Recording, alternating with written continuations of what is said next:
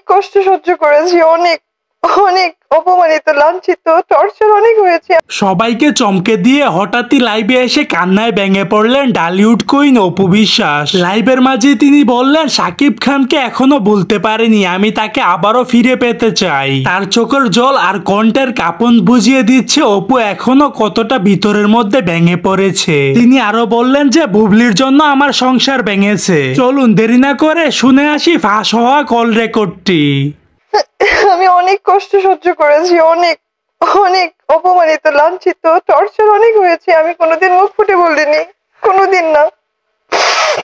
আমি আজকেও বলতে চাইনি, কিন্তু আজকে আমাকে নিতান্তই ছোট করা হয়েছে, নিতান্ত অনেক ছোট করা হয়েছে।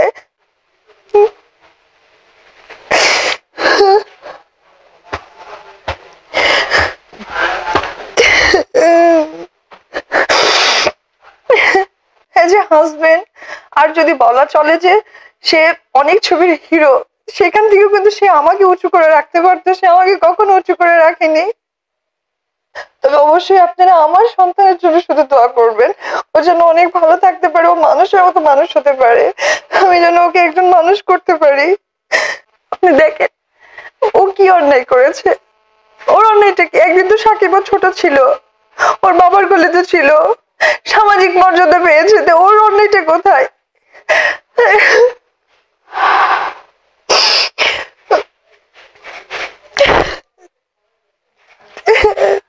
কিন্তু আজকে আমাকে নিতান্তই ছোট করা হয়েছে, নিতান্ত অনেক ছোট করা হয়েছে।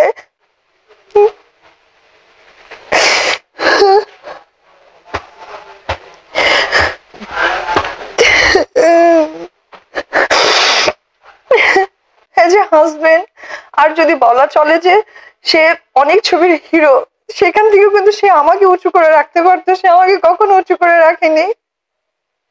তবে অবশ্যই আপনারা আমার সন্তানের জন্য শুধু দোয়া করবেন, ও যেন অনেক ভালো থাকতে পারে, ও মানুষের মতো। সো দর্শক, আজকের এই ভিডিওটি এই পর্যন্ত। যদি ভিডিওটি ভালো লেগে থাকে তাহলে ভিডিওতে একটা লাইক, একটা কমেন্ট আর অবশ্যই চ্যানেলটি সাবস্ক্রাইব করতে ভুলবেন না।